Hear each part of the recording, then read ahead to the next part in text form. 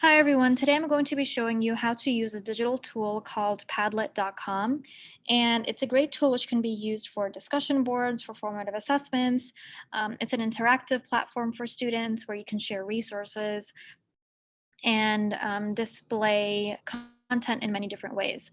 So this can be also used as a guidance for Unit 4, Lesson 1, where students have to create a mind map um, about humans and their interactions with the environment. So I'll show you how to make a mind map with this platform as well. So first, when you go to Padlet.com, you will create an account. You can use your school email to create that account. There is a fee to upgrade, but I think you get 3 Padlets for free. And just a trick, sometimes I will make a Padlet, and after we complete it with the students, I will just archive it and then I'll be able to make another one. So I haven't bought a subscription service with Padlet yet. I've been using my free version. So when you first go to the dashboard, it looks like this, and you have all your Padlets here. So when we make a Padlet, first what we're going to do is click on Make a Padlet. And as you can see here, there are several different options. So you have a wall, which I'll show you, that's the basic version. You can make a canvas where you can connect different features within the Padlet, which is a mind map feature that we're going to use. You can make a stream, which is a stream that just goes down. There could be a grid, a shelf. So this I like to use for if I want to have all the student responses in one Padlet. I'll make each shelf for a different class, like 701, 702, 703, and the students will go to their class and put their responses in each shelf. There is a back channel, which is a chat-like feature. There's a map, so you can add a map and add points on the map. And there is a timeline feature. So a lot of different features that you can make. So first, let's look at the most basic one, which is a wall. So when you get here, you have to click on the right-hand side and click on the Modify tab and finalize your settings. So first you put the title.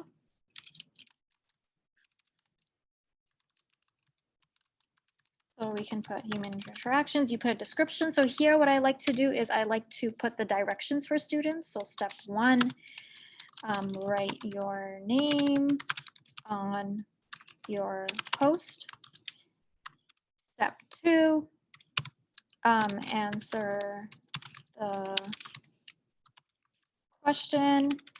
So I'll just put the steps there so students can see what they need to do, and I'll put the question there. You can add in an icon. This is the link that you're going to be using to give for the students so students can access the Padlet.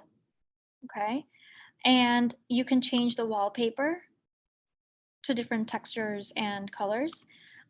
You can change the font, you can change the color scheme.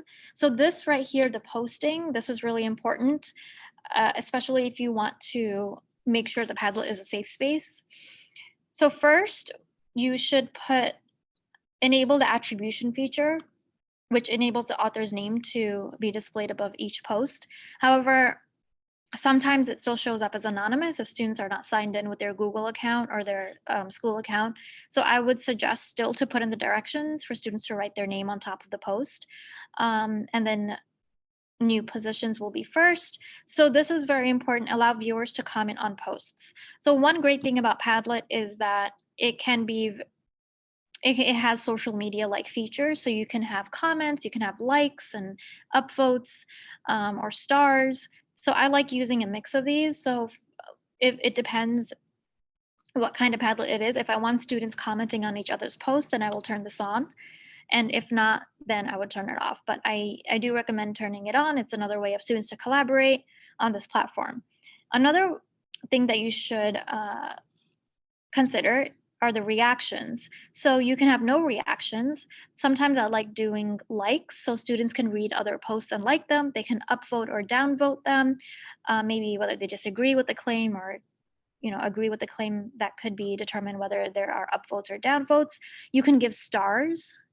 Okay, so there are 1 to 5 stars. So maybe you can put how well a student responses. You can give each student a star, or you could give numeric grades to the post. So this is if it is used as a formative assessment. So those are the reactions that you can put. Usually I like just putting likes or stars. And this also is very important to filter the content. I would say for safety, just put require approval for posts. So enable that feature, because sometimes if students can insert images, students can make comments that will automatically be updated on the stream.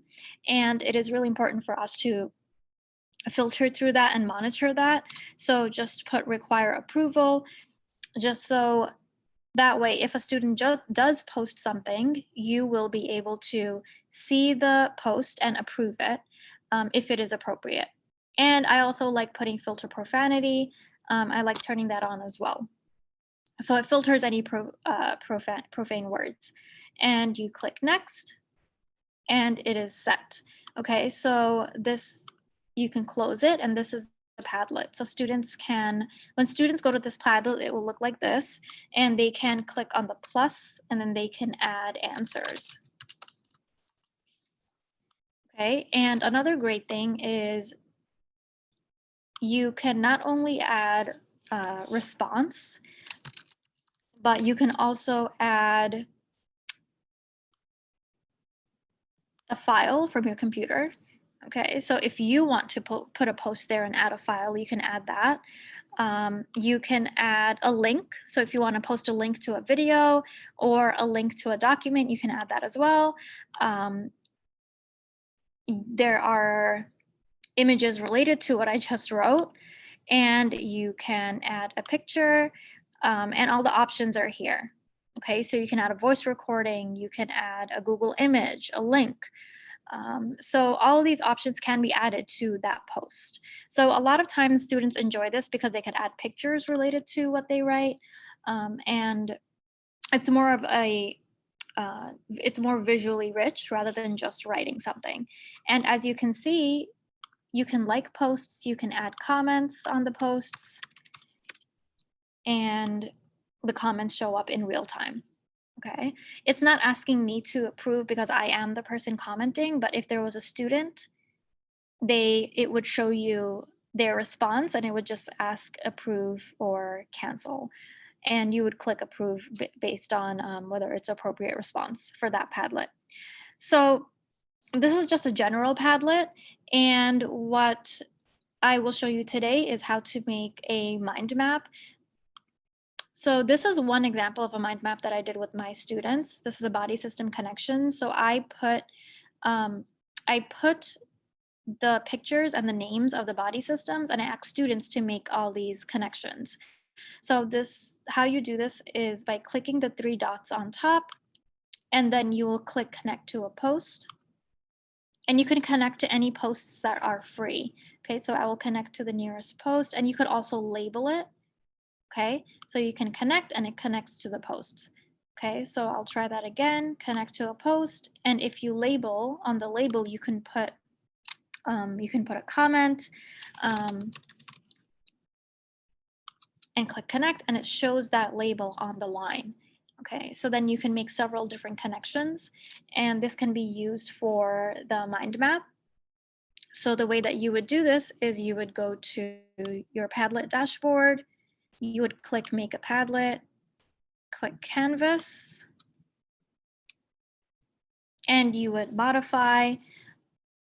And after you modify all your features, like I said, the posting, the content filtering, the wallpaper, the title, the directions, which can be added to the description, you can start adding posts, and students can make connections through here, okay? And this is how you can use Padlet.